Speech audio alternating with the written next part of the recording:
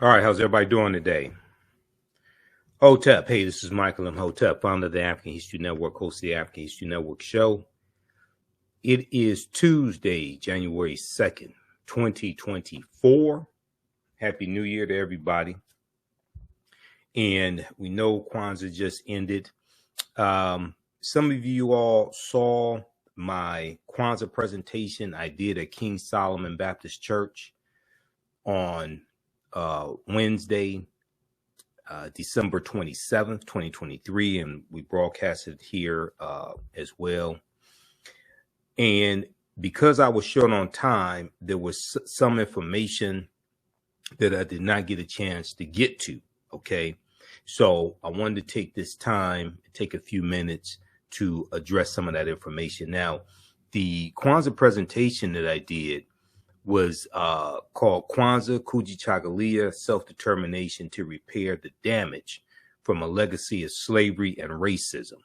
And one of the things, I talked about three main topics, but one of the topics that I talked about dealt with the California Reparations Task Force, their final report that they released June 29th, 2023, okay? And, you know, we've talked a lot about the California Reparations Task Force here on the African History Network show. So one of the articles that I referenced was from CNN.com. This article right here, California Reparations Task Force releases final set of recommendations. So this article came out June 29th, Thursday, June 29th, 2023. And they released their final report. And their final report is over 1,000 pages. It's about 1,008 pages. A task force examining reparations for Black residents in California released its final report Thursday, June 29th, with more than 115 recommendations for how the state should compensate those harmed by slavery and historical atrocities. Recommendations in the landmark report, comprised of more than 1,000 pages, include a formal apology on behalf of California to residents of people enslaved in the United States and recommendations for reforms linked to healthcare, housing, education, and criminal justice, among other areas. Okay, so go back and watch the presentation that I did. Now, here's some things that I wanted to get to. One of the things I talked about was a study that dealt with how white Americans believe that African Americans could be equally as successful as white Americans if we just tried harder. Okay. Now, look at this article here, Newsweek.com. This is from April 4th, 2018, the 50th anniversary of the assassination of Dr. King. Okay. The 50th anniversary of the assassination of Dr. King. 40% of whites think Black people just need to try harder, poll finds. All right.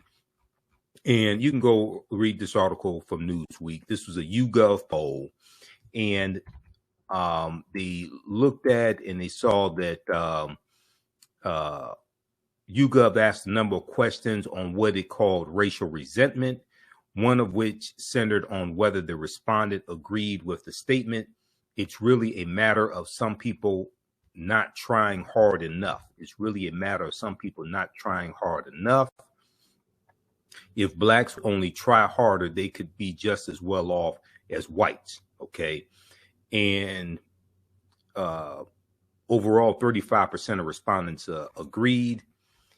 And they go on to say 40% of white respondents agreed, 19% strongly, 21% somewhat, that Black people just need to try harder to be equal, while just 18%, 5% strongly, 13% somewhat of African-American respondents said the same, according to the YouGov poll. Okay, so you can read this full article. This is what I was referencing. Now, they skip over things like the Homestead Act of 1862, that redistributed 270 million acres of land for 124 years.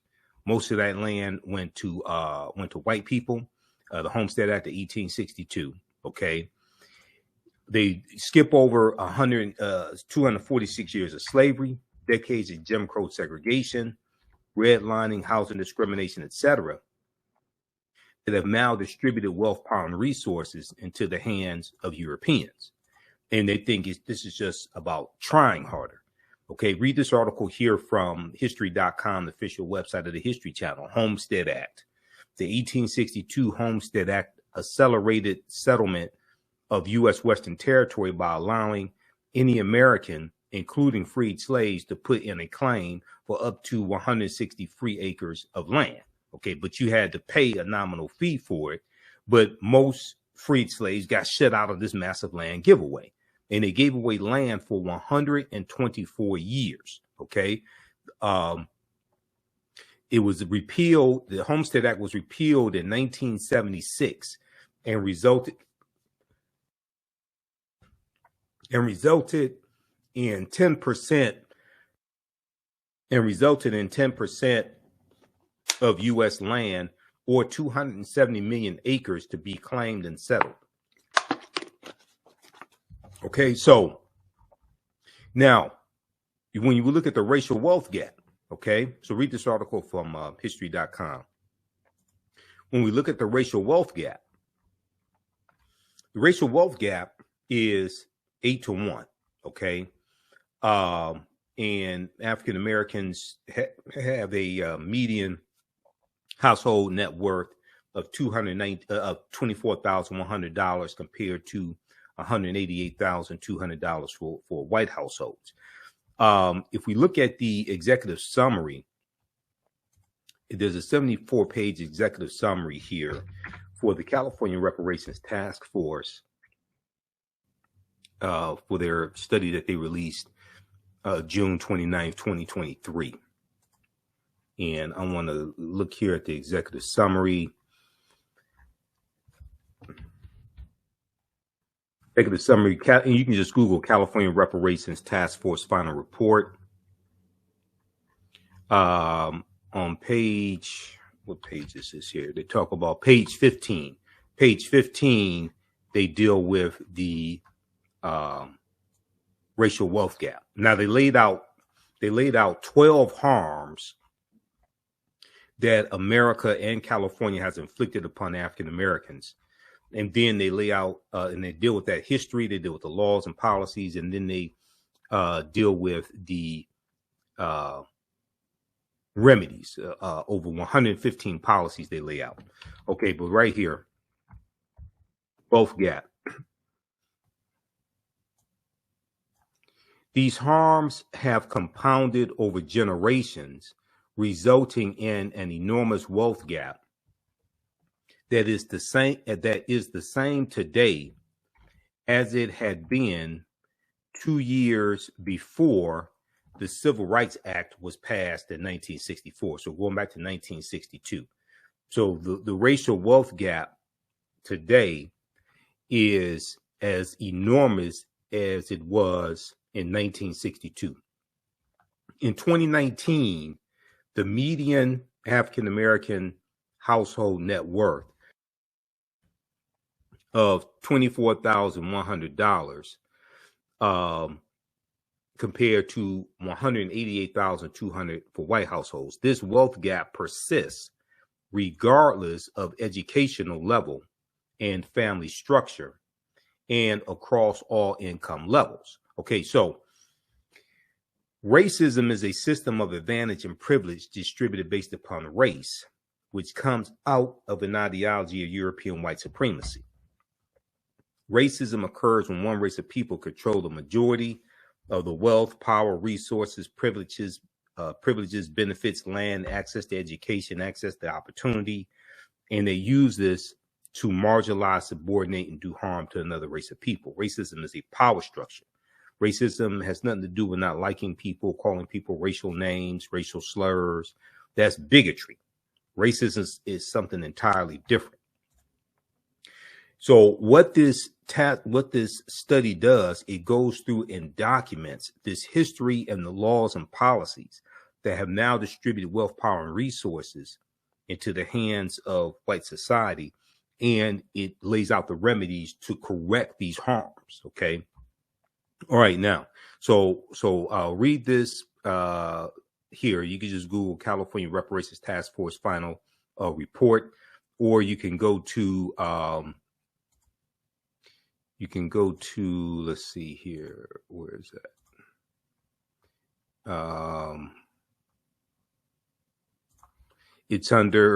It's at the California Attorney General's website also. oag.ca.gov. oag.ca.gov. You can go there as well. Okay, now. Okay, so we dealt with those topics, and then I want to go to the next one. Okay, I talked about how most Americans are against reparations. And there was an article from the Associated Press that dealt with this. There was an article that dealt with how some Japanese Americans were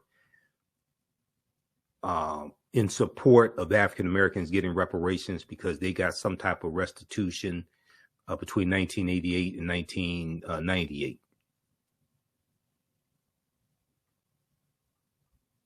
Okay, this right here. Let me go to this slide.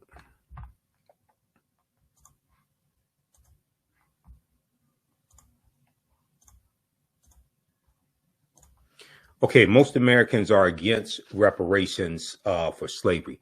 Only 30% of U.S. adults surveyed by the Pew Research Center in 2021 supported reparations for slavery in some way for descendants of formerly enslaved people. So 2/3 of Americans are against reparations. 2/3 of Americans are against reparations.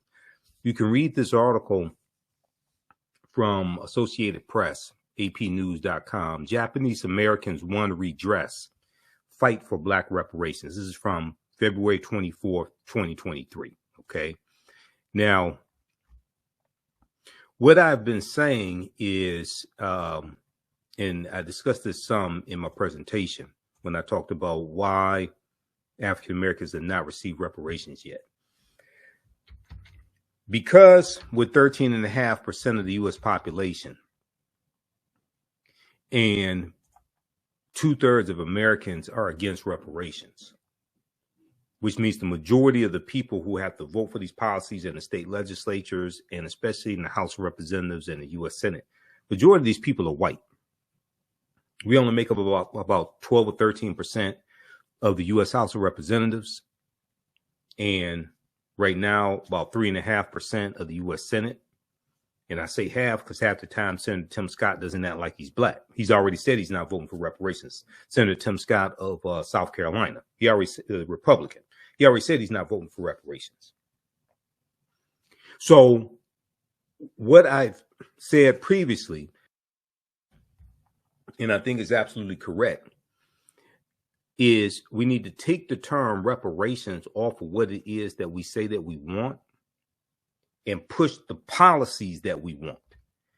And these 115 policy recommendations for the California Reparations Task Force, we need to craft policy at the federal, state, and local level, different variations of these policies to address the 12 harms that are laid out here, okay? And one of the most important things that has to happen is that you have to show how these policies also will also benefit not just African Americans, but Americans in general. Because policies that are good for African Americans are good for Americans in general, okay? When you talk about discharging student loan debt, that's not just good for African Americans, and 2/3 of the almost $2 trillion of student loan debts are held by African American women. But that's not just good for us, that's good for Americans in general. Okay, you're going to have to show how these various policies benefit other people, because most of the people who have to vote for these policies are not African American, and they have to justify these policies to their constituents back home that voted them into office in the first place. For some reason, people haven't figured this out. If you're 13.5% of the population and you just keep talking about black, black, black, slavery, slavery, slavery, you're going to lose. I'm telling you right now, that's not going to work. Okay. We haven't figured this. Too many of our people have not figured this out. You know, there's a concept in business school that you're taught called WIFM. What's in it for me? Okay. And when you're in negotiations trying to get what you want on your side, you have to also explain how this deal benefits other people. You have to have something in that deal that benefits other people as well, who are negotiating on the other side for their people, for their side, their business, their entity, whatever it is. So too many people haven't figured this out. Now, the 12 harms that are laid out here in the California Reparations Task Force final, in their 500-page preliminary study, and then in their final study are 1, enslavement, 2, racial terror, 3, political disenfranchisement, 4, housing segregation, 5, separate and unequal education, 6, racism in environment and infrastructure, 7, pathologizing the black family, 8, control over creative, cultural, and intellectual life. A lot of that has to do with royalties being stolen from African-American artists. There was an article from RollingStone.com that talked about this with dealing with the California Reparations Task Force. And that has a lot to do with that. It's not the only thing, but it has a lot to do with that. I'm going to see if I can pull up this article here. Right here. Let's see. California Reparations Task Force takes on historic theft of black art and culture. Okay, so this article here, I'll show you that in just a second. Let me get that up. Okay, number 8, control over creative, cultural, and intellectual life. Number 9, stolen labor and hindered opportunity. Number 10, an unjust legal system. 11, mental and physical harm and neglect. 12, the racial wealth gap. Okay, now here's this article, and I've talked about this before in the African History Network show. This article, I talked about it when it came out.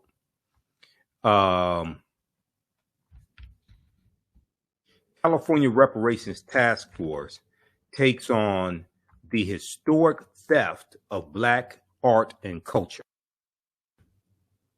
This dealt with their preliminary study.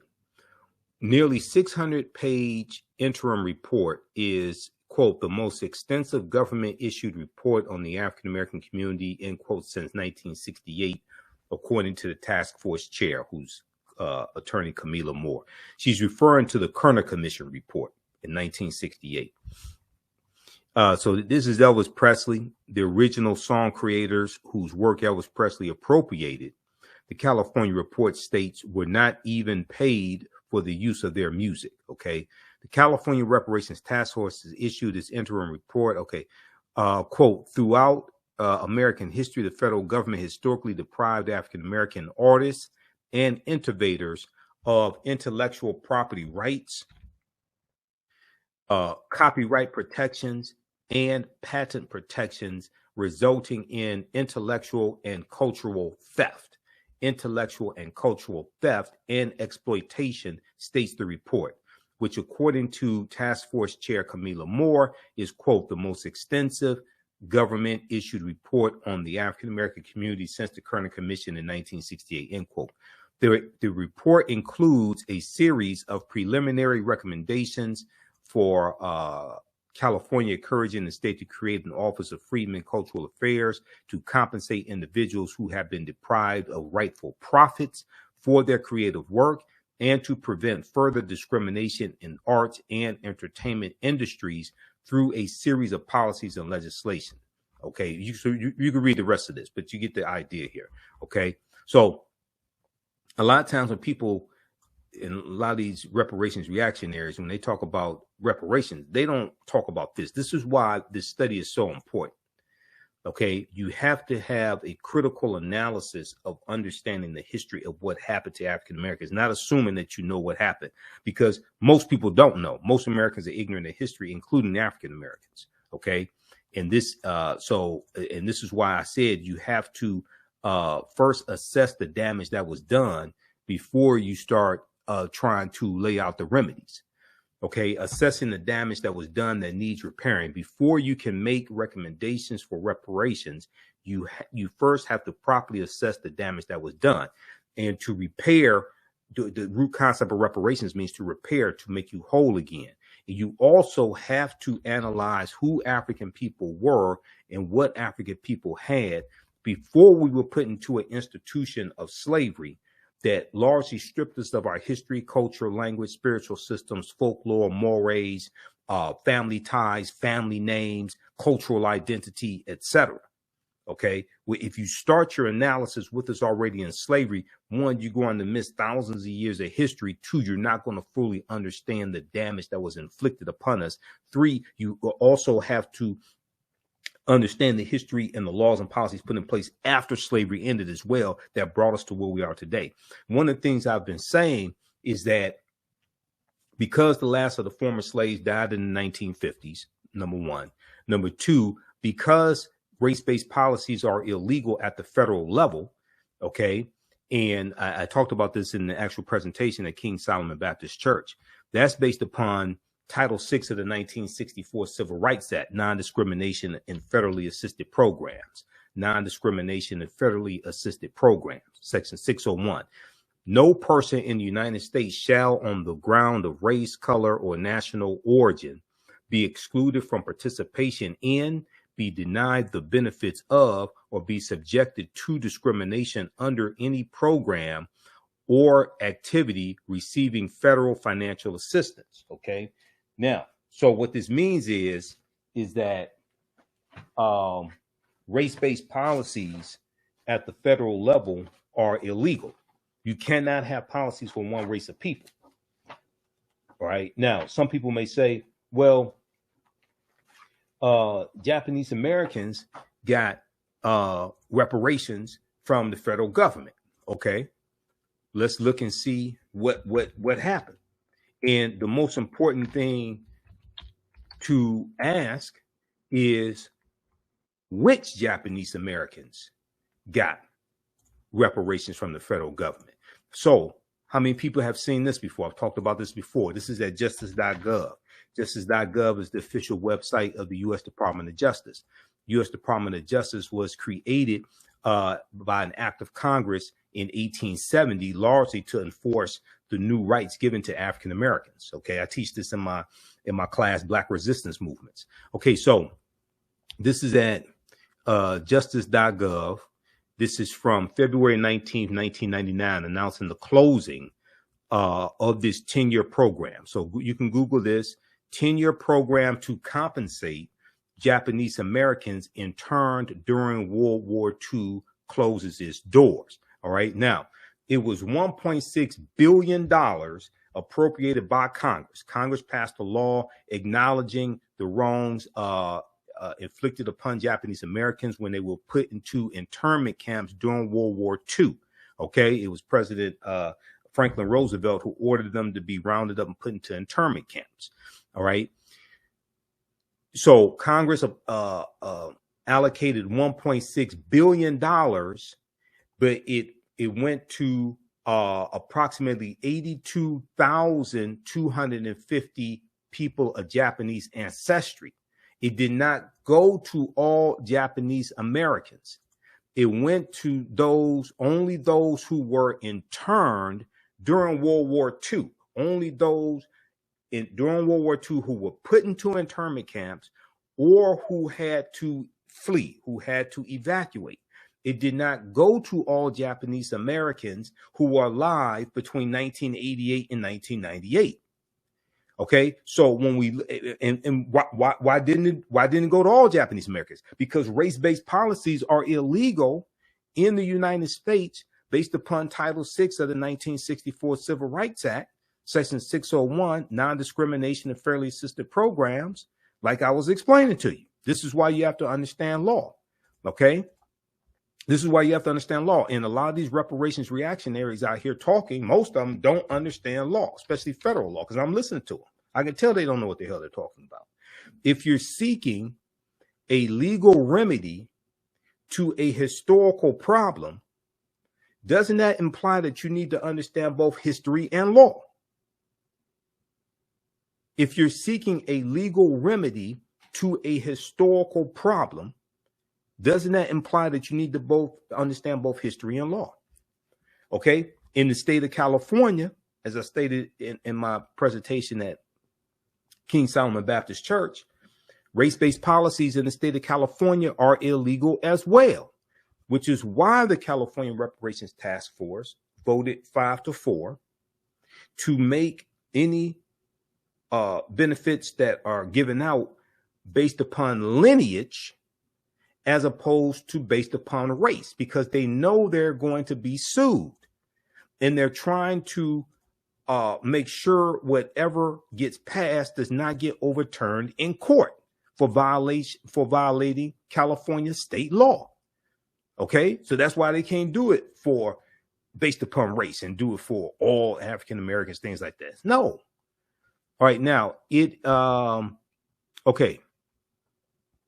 And it talks about this right here. Let's see, where is it? It gives the stipulations.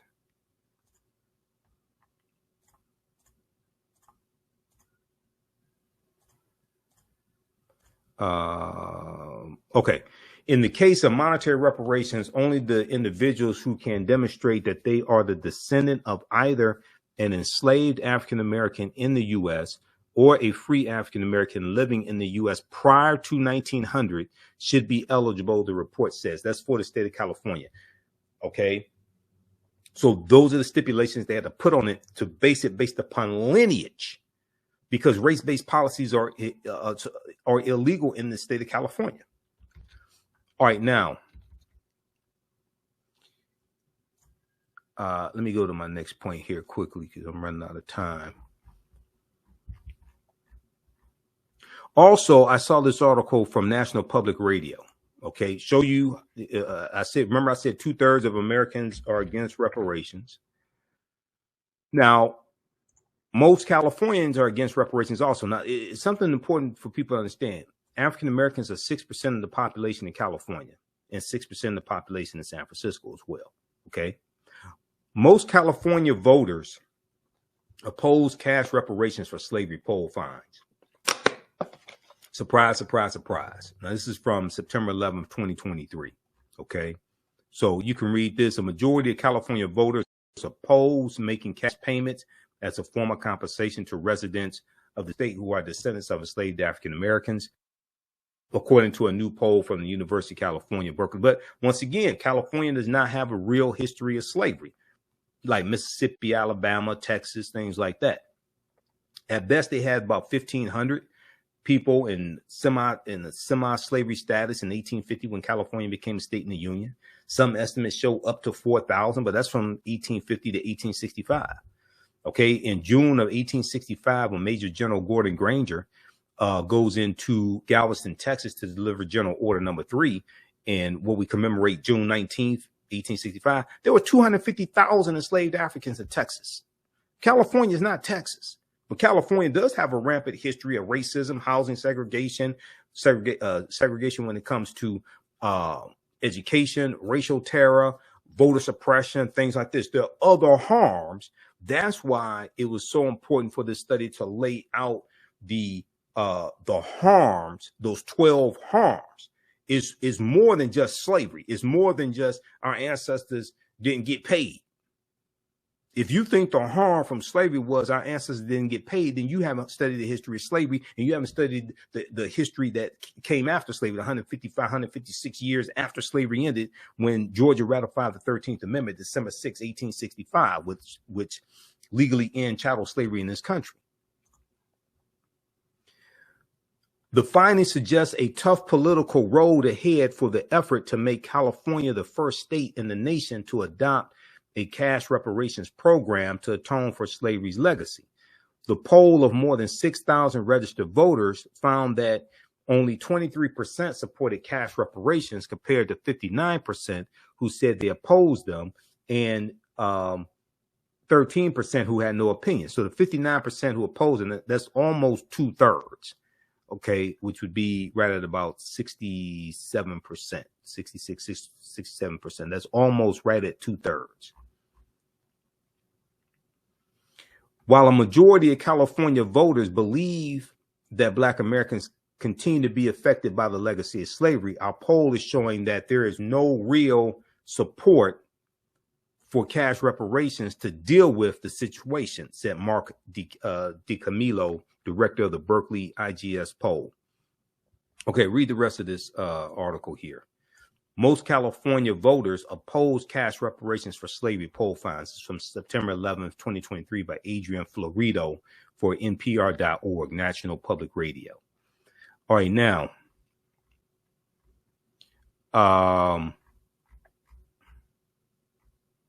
okay. I talked about the Civil Rights Act in 1964. Go to archives.gov and you can read it. Archives.gov is the U.S. National Archives.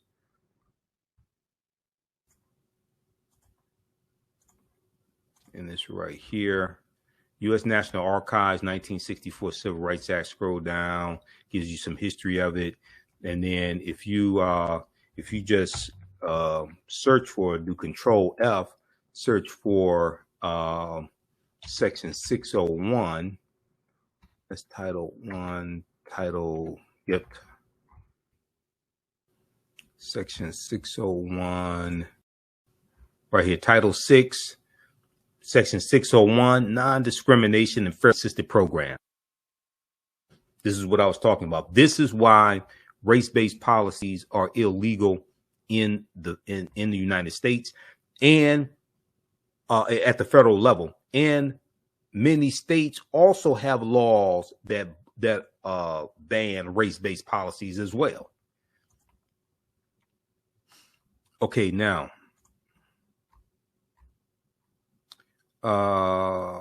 bringing back. Okay, read this article here because I don't have time to get into it. One of the policy recommendations, and so we have to have comprehensive reparations. Comprehensive repairing of the damage. It's not going to be one policy. It's going to be multiple policies. That's why they laid out 115 policy recommendations. Okay. That's why I laid out 115 policy recommendations. Okay. Now George Middleton said no person who identifies as white should have any role in the process of implementing reparations policies. The white, I don't know what planet you live on, but there are 435 members of the House of Representatives. Only about 12 or 13% are African American. There are 100 members of the U.S. Senate. Only 4 are African Americans, and Senator Tim Scott already said he's not voting for reparations. Anything that passes the House or the Senate has to be signed into law by president, unless it overrides a veto by a president, and then you need 2/3 majority of both the House and the Senate. When it goes to state legislatures, the state legislature has to vote on that. Most of the state legislatures, the majority of the people in state legislatures are white, because 57% of the country is white, and African Americans make up 13.5% of the country. So I don't know how you gonna finagle something like that, George Middleton, but when you do, contact me and let me know. Okay, let's back on planet Earth in 2024. Let's continue. This right here. A lot of people don't really understand the devastating impact that climate change has on African American communities, non-white communities, but especially African American communities. Bringing back trees to 4 cities, redlined areas, helps residents and the climate. June 23rd, 2021. So in my presentation, I talked about how African American communities have more pavement and have less trees in them. That's as a result of the U.S. Interstate Highway Acts of 1952 and 1956 that drove 41,000 miles of U.S. interstate highways across the country and wiped out thousands of homes that we own, wiped out thousands of businesses, all right, and ran the expressways through. There's a good study by NBC.com called Bulldozed and Bisected that documents this history. Now, the $1.2 trillion infrastructure bill that was passed in 2021, and only 19 Republicans in the U.S. Senate and only 14 Republicans in the House of Representatives voted for the bill. That bill is going to start repairing some of that damage that was done because of the U.S. Interstate Highway Acts. Okay. And let me turn this. Okay. Bulldozed and bisected, highway construction built a legacy of inequality. Okay. So check this out for NBCnews.com. And it talks about right here. What has changed decades after the Federal Highway Act of 1956 brought 41,000 miles of interstates to the country is the recognition of the harm that was done to the communities left in the shade of these now aging roadways. From 1957 to 1977, the program displaced over 475,000 households and 1 million people, according to the U.S. Department of Transportation. Okay. Now, as many of these hulking structures reach obsolescence, the federal government and many states and cities are belatedly recognizing the harm they caused and are working with communities to design alternatives that repair the damage. But in many cases, those plans are reopening old wounds and leading to protracted debates that politicians and engineers are struggling to solve. Okay, so Reed, this is an in-depth analysis here that looked at different cities across the country. Okay, but check this out. It's called Bulldozed and Bisected. Highway construction built a legacy of inequality. This is from NBCnews.com, June 18th, 2021. All right, now let's go back to this piece here quickly. This deals with the impact that trees have on communities, and what they do is they lower the temperature in the community. Okay, as the globe heats up, cities across America are taking a fresh look at their trees. They keep urban neighborhoods cooler, make air conditioning bills manageable, and most importantly, protect lives during heat waves. They help capture stormwater runoff, and as trees grow, they remove heat trapping carbon dioxide from the air. So they help to purify the air. Okay, 1, 2, they lower the temperatures in the communities. They help with the cost of energy bills, the cost of running air conditioners, because in our communities, they tend to be about 4 to 5 degrees hotter or something like that, maybe a little more. This increases heat-related illnesses, heat-related deaths, etc. So there's multiple things that are addressed and improved when you have more trees in communities. Okay. These efforts are also aimed at attacking long-standing economic and racial inequality. Researchers have found that low-income neighborhoods generally have fewer trees than wealthier ones. In Cleveland, a coalition of city agencies, nonprofit organizations, and corporations has endorsed an ambitious plan to expand tree cover from its current level of 19% to 30% by 2040, the year 2040. That will require planting 24,000 trees each year for the next 10 years, along with better maintenance of existing trees. Okay, so read the rest of this. You get the idea of what I'm talking about. This goes in depth and talks about how this is a problem, especially for the African-American community. Okay, the name of this article: Bringing Back Trees to Forest Cities, Redlined Areas Help Residents and the Climate. All right, now, let me see. Let me go back to my notes here. I'm gonna make sure I got all this. Okay, now we're going into presidential election, 2024 presidential election.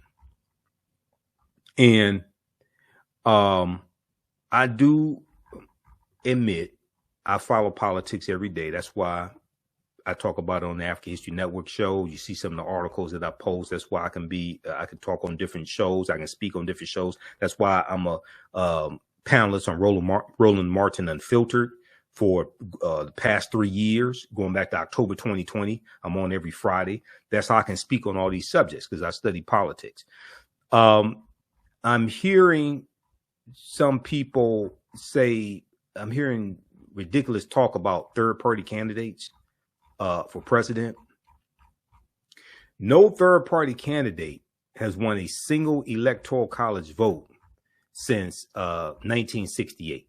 Okay, since 1968, when Governor George Wallace of Alabama won 46 electoral college votes in the 1968 presidential election between Richard Nixon and Hubert Humphrey.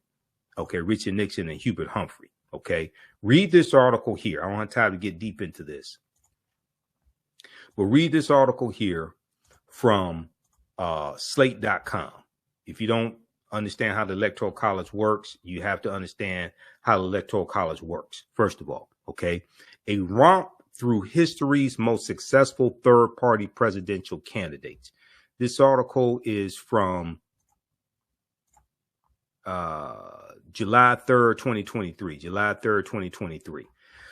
And for the sake of time, if we go here and look at George Wallace, right here, 1968, George Wallace. He was the last third-party candidate to win a single electoral college vote. He won 46 electoral college votes, and he won 5 southern states, 5 former Confederate states. Okay. He won, let me see, Wallace, what happened? He won 46 electoral, Georgia, Mississippi, Alabama, Louisiana, and Arkansas. Okay. All right. So it takes 270 electoral college votes to become president-elect. You win the electoral college votes to become president-elect, not because the electoral college votes, because the electoral college does not vote until the first Monday following the second Wednesday in December. Okay, you win the electoral college votes associated with a state by winning the popular vote in the state. The popular vote does matter.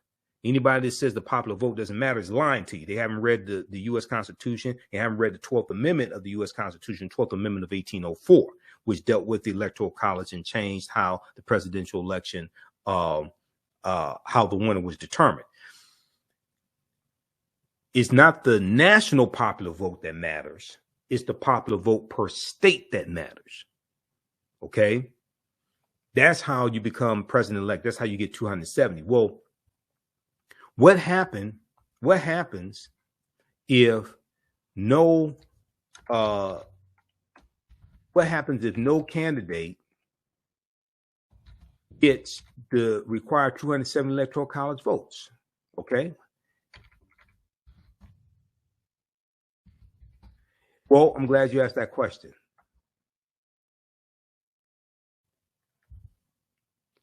Let's go to archives.gov and let's see what archives.gov says about this. Okay.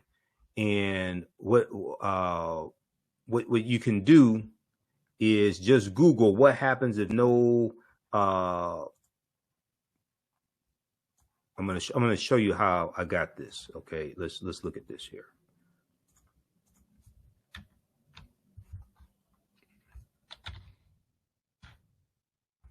If we just go to Google this. All right, I'm going to show you this here. So we just go to Google, right?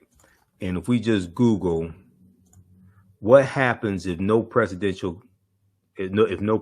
gets 270 electoral college votes, okay? Okay, or if no presidential candidate gets that, hit enter. All right, go right here, National Archives. You see this? National Archives. That's archives.gov. That's the U.S. National Archives.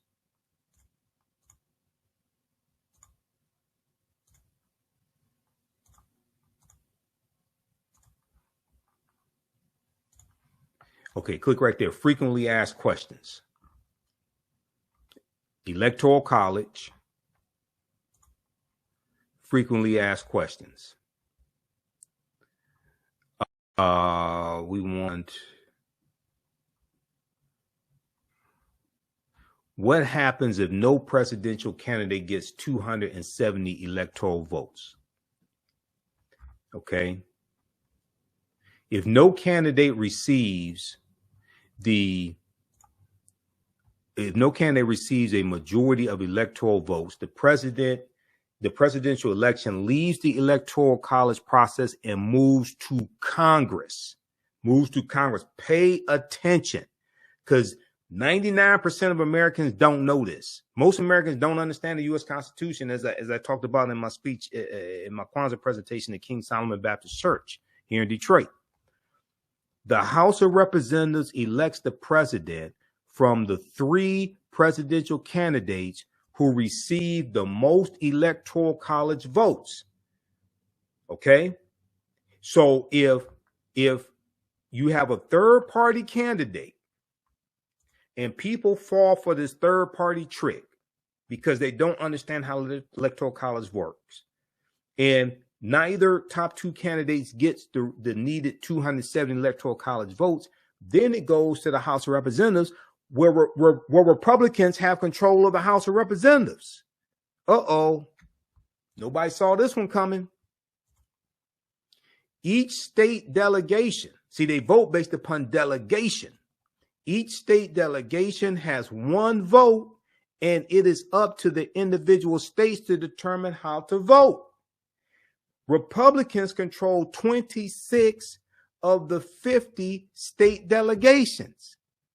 A candidate must receive at least 26 votes, which is the majority of the state delegations, to be elected.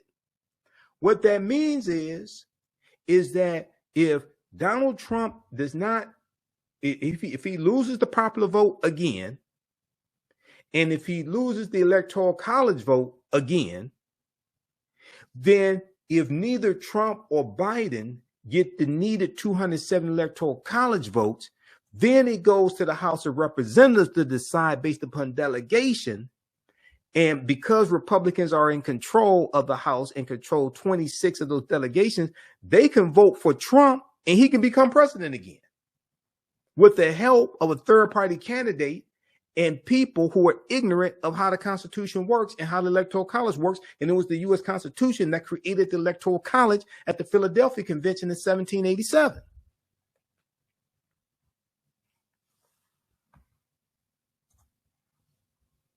The Senate elects the vice president from the 2 vice presidential candidates with the most electoral votes. Each senator casts 1 vote for vice president. Since the District of Columbia has no senators and is not represented in the vote, the candidate must receive at least 51 votes and majority of senators to be elected. So the House would choose, the House of Representatives would choose the president if neither presidential candidate, if no presidential candidate gets 270 electoral college votes. The House of Representatives would choose the president based upon delegation, okay, based upon state delegation. And then the U.S. Senate would vote for the vice president based upon the 2 vice presidential candidates with the most electoral college votes. This is why understanding the U.S. Constitution is so important, because it comes from this. But as I stated, and as the article from CBSnews.com, January 19th, 2021, the day before the January 20th inauguration, as it clearly states, most Americans are ignorant of the Constitution. And it's let's see, where's that article?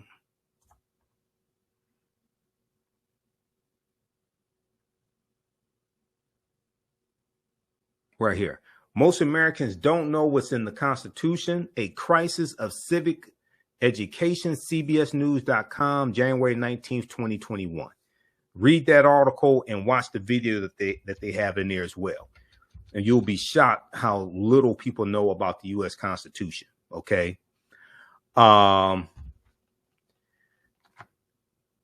Let's see here. Okay. Let me see. Do I have any more? I think that's it. Okay. So now some people may ask the question, and I get this question. So if you see me on Roland Martin Unfiltered, you hear me talk about this document right here.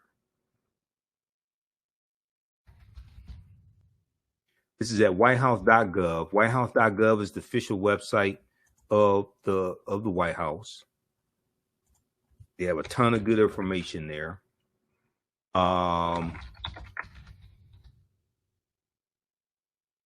This one here, this deals with how the policies of the Biden-Harris administration are helping the African-American community. I don't know where people are getting all this misinformation from. When I ask them how they go research this, how they go verify this, anything, they can't tell me. This one right here, who's read this document? We've dealt with this a number of times here on the show. It was last updated February 27, 2023. Fact sheet, the Biden-Harris administration advances equity and opportunity for Black Americans and communities across the country. It's a 36-page document that goes through and it deals with different policies from the Biden-Harris administration, $1.9 trillion America Rescue Plan, Inflation Reduction Act, that no Republicans voted for either one of those bills in the House or the Senate, lowering energy costs and creating economic opportunities through the Inflation Reduction Act. It talks about the American Rescue Plan, how it opened up the economy. You had stimulus checks. You had money that went to HBCUs. HBCUs has gotten $7 billion from the Biden-Harris administration. They got about $5.8 billion in 2021, which is a record amount of funding in a single year from any administration. Making home efficiency upgrades more affordable, creating economic opportunities and good paying jobs. You have 14 million jobs created, 4.5 million net jobs created, 3.7% unemployment rate. In 2023, I think it was right around May 2023, lowest unemployment rate for African Americans since 1972, since they started keeping track of the unemployment rate by race, providing relief to farmers, making critical investments in Black families and communities in the American Rescue Plan, historic expansion of the child tax credit, cutting child poverty to record lows for Black children. And so we know that the child tax credit expired, but you can get that back. But you need to expand the margin that Democrats have in the Senate. Because if you get 55 Democrats in the Senate, then you can do an exception to the filibuster, and you can get, or you can do away with the filibuster rule, or do a carve out, and you can get more policies passed. You can get the child tax credit passed again. Supporting child care providers and reducing child care costs for Black families. You had all this in the American Rescue Plan. So look at that, and then it goes through and looks at different policies. You had the Emmett Till anti-lynching bill, first anti-lynching bill in 122 years. You had 150 federal judges that were confirmed under President Joe Biden, ensuring Black homeowners get full value for their homes. So go through and look at this. Okay, it's 36 pages. It breaks down policy by policy. People forget Executive Order 13985 on the first day that Biden and Harris were in office. Executive Order 13985 dealt with racial inequity in the federal government. And then it was in later that year, around October, something like that, where they released the findings and implemented. It was 300 policies across 90 federal government agencies that they implemented to address racial inequity. There was an article from thegrio.com that dealt with this. Let me see something if I can find this quickly here.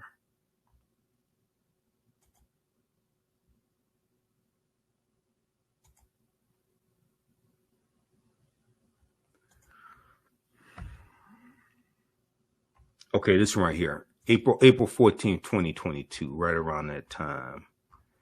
I think this is the article here from thegrio.com.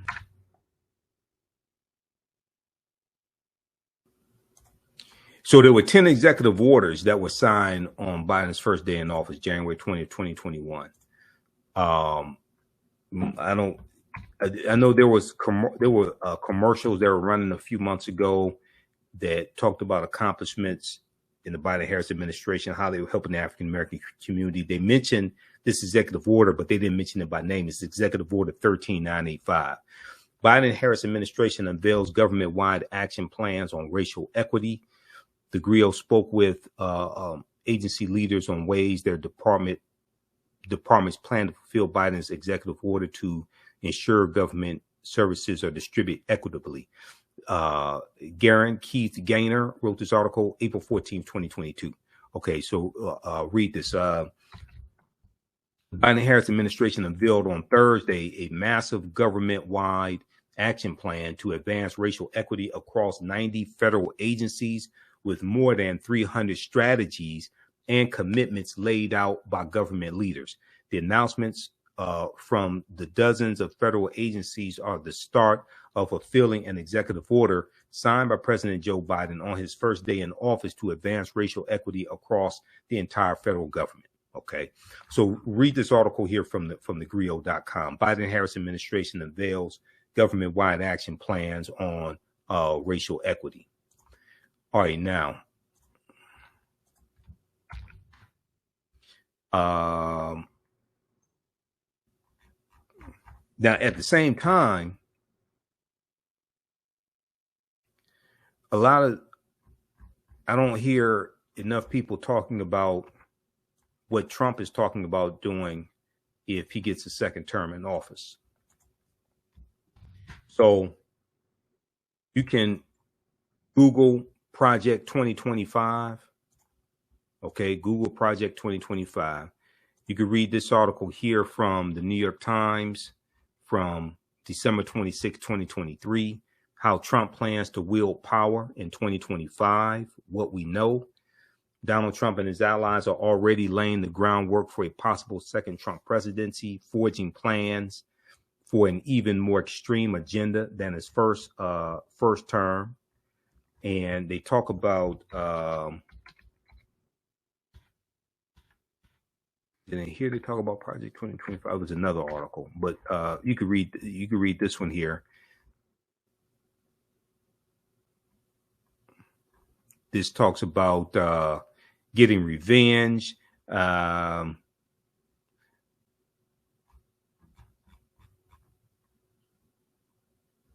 This talks about I think they mentioned the Insurrection Act. Yeah.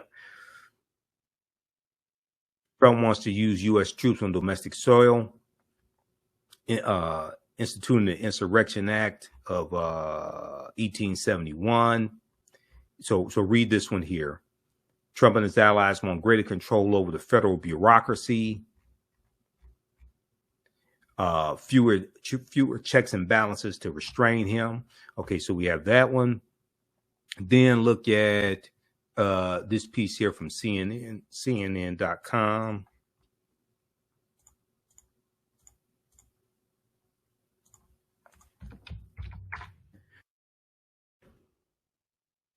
Trump's radical second term agenda would wield executive power in unprecedented ways. Now, this is largely based upon things he's saying in public. Okay. Thursday, November 16, 2023, CNN.com. A massive operation to detain and deport undocumented immigrants, a purge of the federal workforce of anyone deemed disloyal, because with Schedule F employees, he wants to get rid of thousands of federal employees that are not loyal to him. Federal employees take an oath to the U.S. Constitution. They don't take an oath to a president. Wielding the power of the federal law enforcement against political enemies. So read this one also, okay? And it talks about Project 2025.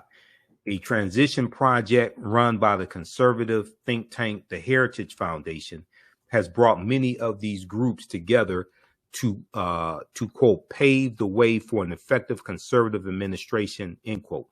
Well, the Heritage Foundation put out a book when Ronald Reagan came into office, right around 81. And in that book, they laid out 2,000 policies they wanted the Reagan administration to adopt. The Reagan administration adopted 60% of those policies. That's the Heritage Foundation. Okay. Do you know who Jessica Anderson is? Jessica Anderson is the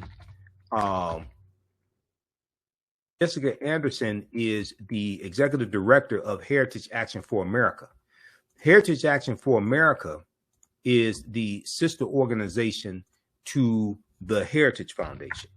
Heritage Foundation is a right-wing think tank created in about 1973 by Paul Weyrich. Okay. Conservative Paul Weyrich. Paul Weyrich also co-founded ALEC, American Legislative Exchange Council. Okay, now in this article from MotherJones.com by Ari Berman and Nick Sergey from May 13th, 2021, they exposed Jessica Anderson, who was bragging about crafting Senate Bill 201 in Georgia that Governor Brian Kemp signed into law. What was Senate Bill 201? Senate Bill 201 was the voter suppression law in Georgia that became a boilerplate law that's been adopted by numerous states, but largely a lot of the southern states, to suppress votes based upon the big lie, based upon the lie that the 2020 election was stolen. Well, this is Jessica Anderson explaining how Heritage Action for America, the sister organization to the Heritage Foundation, orchestrated this. Okay. In a private meeting last month with big money donors, the head of a top conservative group boasted that her outfit had crafted the new voter suppression law in Georgia and was doing the same with similar bills for Republican state legislators across the country. Quote, in some cases, we actually draft them for them, end quote, she said, or we have a sentinel on our behalf give them the model legislation so it has that grassroots from the bottom up type of vibe, end quote. The Georgia law had, quote, 8 key provisions that Heritage recommended, end quote, the Heritage Foundation. 8 key provisions that Heritage recommended. Jessica Anderson, the executive director of Heritage Action for America, a sister organization of the Heritage Foundation, told the foundation's donors at an April 22nd gathering in Tucson, Arizona, in a recording obtained by the watchdog group, documented and shared with Mother Jones. Those included policies severely restricting mail ballot drop boxes, preventing election officials from sending absentee ballot request forms to voters, making it easier for partisan workers to monitor the polls, preventing the collection of mail ballots, and restricting the ability of counties to accept donations from nonprofit groups seeking to aid in election administration. Okay, read the rest of this here. This is dealing with the Heritage Foundation. Okay, now you have the Heritage Foundation. Who got 60% of the policies they wanted implemented by the Ronald Reagan administration. Now you have them with Project 2025, and they're preparing for a second Trump administration. Back to this article from CNN.com. Project 2025, a transition project run by the conservative think tank, the Heritage Foundation, has brought many of these groups together to, quote, pave the way for an effective conservative administration, end quote. The efforts by outside groups to map out the legal and policy specifics of a second Trump term were recently met with some pushback from Trump's official campaign apparatus. Quote, the efforts by various nonprofit groups are certainly appreciated and can be enormously helpful. However, none of these groups or individuals speak for President Trump or his campaign. Well, he's not president anymore. I don't know why they keep calling him President Trump. Campaign advisors Susie Wiles and Chris LaCivita wrote in a statement. Still, the broad contours of Trump's agenda have been laid out by the former president himself on the campaign trail, as well as in a series of videos and releases put out by the Trump campaign. Read the rest of this. Trump's radical second-term agenda would wield executive power in unprecedented ways. This is from Thursday, November 16, 2023, CNN.com.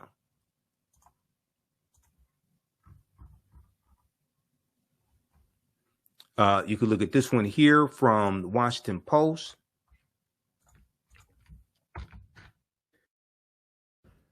Trump and allies plot revenge. Justice Department control in a second term.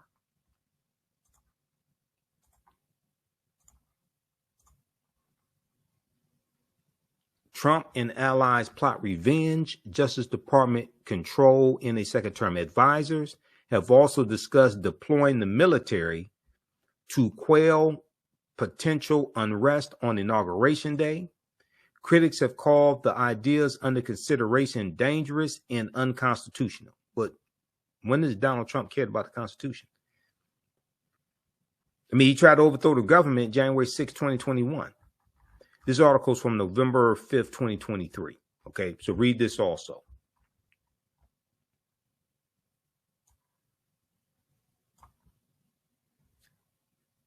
And mentions potentially invoking the Insurrection Act, okay, on his first day in office to allow him to deploy the military against civil demonstrations.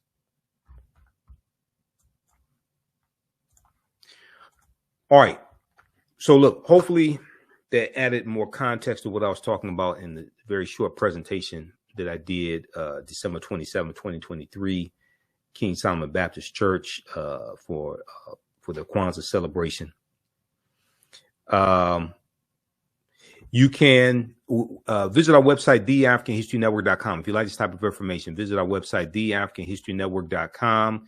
We have the bundle pack still going on of my 2 online courses. We have our Kwanzaa bundle pack still going on until January 7th.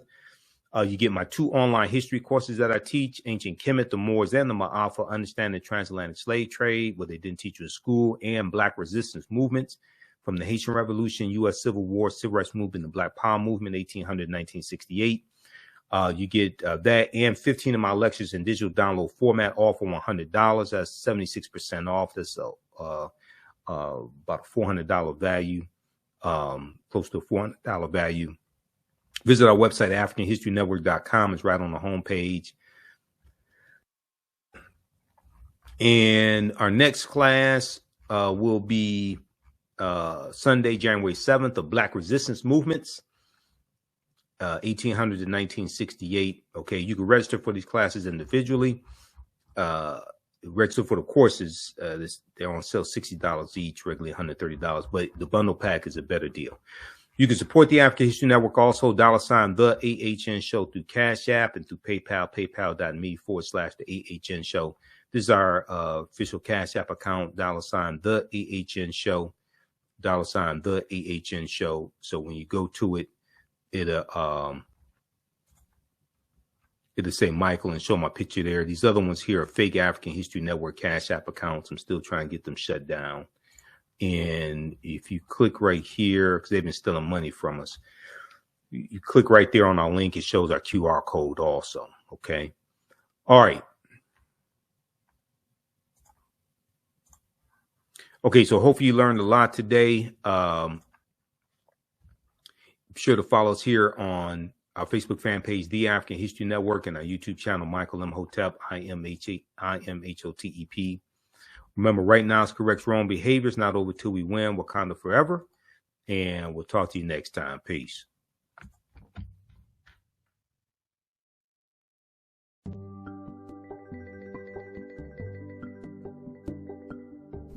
Hotep, everybody. This is Michael Imhotep from the African History Network. Our Kwanzaa online history course bundle pack is on sale right now.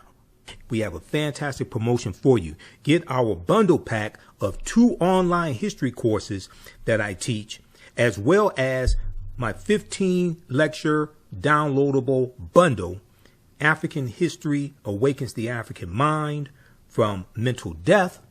These are both from me, Michael Imhotep. They're on sale right now for only $100. That's 76% off. My first online history class is Ancient Kemet, the Moors, and the Ma'afa, Understanding the Transatlantic Slave Trade, what they didn't teach you in school. Kemet is one of the original names for Egypt. We deal with thousands of years of history and what leads up to the transatlantic slave trade taking place. I do a PowerPoint presentation. We have book references, articles. There's about 100 articles that we cover in the class, over 200 slides that I put together as well. And there are also video clips, including excerpts of interviews I've done with some of our historians and scholars, as well as Runoko Rashidi, Professor James Small, Anthony Browder, Professor Kabahaya Wafa Kamene, and Dr. David Imhotep. In the second class that I teach, it's called Black Resistance Movements from the Haitian Revolution, the U.S. Civil War, Civil Rights Movement, and Black Power Movement, 1800 to 1968. And we dig in deep and look at history chronologically from 1800 to 1968 and look at what leads to the Civil War taking place. We study the Jim Crow era, the Reconstruction era, 1865 to 1877, World War I, World War II, Civil Rights Movement, Black Power Movement, and the Great Migration, 1915 and 1970, to understand what happened to us after slavery ended, what were the laws and policies put in place to put us where we are today, to understand where we need to go from here. I created both of these classes, created the curriculum, chose the content as well. This sale ends Sunday, January 7th, 2024. Visit our website, AfricanHistoryNetwork.com, AfricanHistoryNetwork.com. You'll see the promotion at the top of the page. As soon as you register, you can start watching the content. You can join us for our next online class live Sunday, January 7th, 2024 at 2 p.m. Eastern Standard Time. You can watch all of these classes on demand, and even after the course is over with, you don't lose access. Register right now, order right now. Visit our website, AfricanHistoryNetwork.com, AfricanHistoryNetwork.com. This sale ends Sunday, January 7th, 2024. Also, if you'd like to stop for information, you can support the African History Network, $, the AHN Show through Cash App, $, the AHN Show through Cash App, also through PayPal, paypal.me/the AHN Show. This helps us keep doing the research, stay on the air, keep broadcasting, pay some of the bills. All right, we have to get out of here. Remember, right now, it's correct wrong behavior is not over till we win. Wakanda forever.